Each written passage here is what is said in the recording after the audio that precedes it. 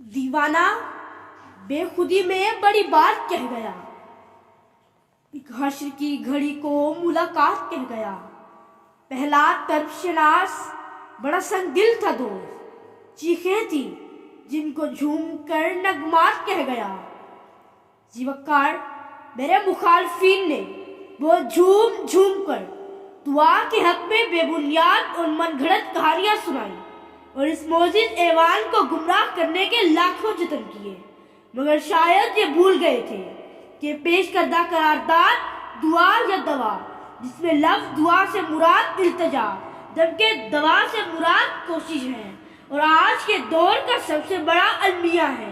جی وقار دوا کی دلیل کھوجی جائے تو دستور حیات آخری کتاب میں آج سے 1400 سال قبل دعا کی اہمیت کو مسترد کرتے ہوئے دعا کو برتری بخشی۔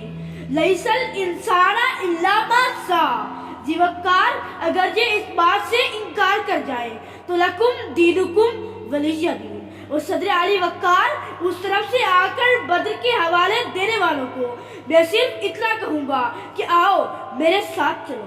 میں بدر کے اس پہلو سے متعارف کرواتا ہوں کہ فاتح دو جہان نماز فجر سے لے کر میدان حشر تک گھڑ سواروں اور تیر اندازوں کی صفیں درست کرنے تک سجدے میں نہیں گرے تھے، اور نہ ہی دوا کی بجائے دعا کی تھی۔ صدر علی وقار چلیے وہیں سے غزوہ احد میں، جہاں دعا کے مارے 50 تیر انداز دوا بھولے تو سنگین نتائج کا سامنا کرنا پڑا۔ صدر علی وقار آپ تو جانتے ہوں گے کہ جنت سے لے کر عرفات تک، اذان ابراہیم سے لے کر پرندے کے قطرہ قطرہ پانی گرانے تک سب دوا ہی دوا ہے۔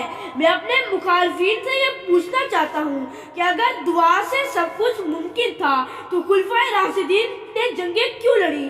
سلطان محمود غزنوی نے خون کیوں بہایا؟ سلطان ٹیپو نے تلوار کیوں اٹھائی؟ جی وقار میں ان سے پوچھتا ہوں کہ جواب دے، ایڈیسن نے تاریں کیوں جوڑی؟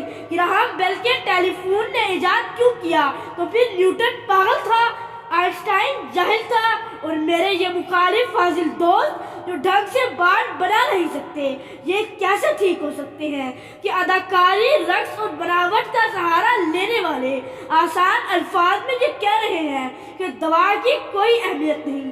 جی وقار میں انہیں کہنا چاہتا ہوں کہ یہ درسگاہیں مسمار کر کے ڈاکٹرز، انجینئرز اور وکلاء پیدا کرنے کی بجائے چند روپیوں کے عوض ڈھیروں دعائیں دینے والی اور اللہ کے نام پہ دے دے بابا اور دعالے بابا والی قوم پیدا کرے۔ سکولوں کالجوں کو ختم کر کے بنگائی بابا کے آستانے قائم کیے جائے، اور پھر سب کا بھلا سب کی خیر۔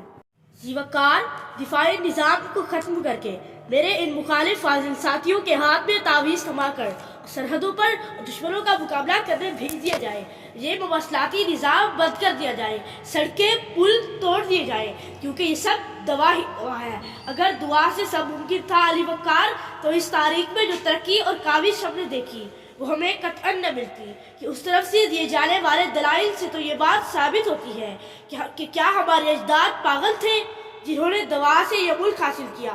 میں اپنے ان فاضل دوستوں سے یہ کہنا چاہتا ہوں کہ دعا دوا کے بعد ہے، اور ابھی بھی وقت ہے کہ اس بات کو سمجھیں، وگرنہ ایسا نہ ہو کہ درد بنے درد لادوا، ایسا نہ ہو کہ تم بھی مداوا نہ کر سکو، ایسا نہ ہو کہ تم بھی مداوا نہ کر سکو۔ شکریہ۔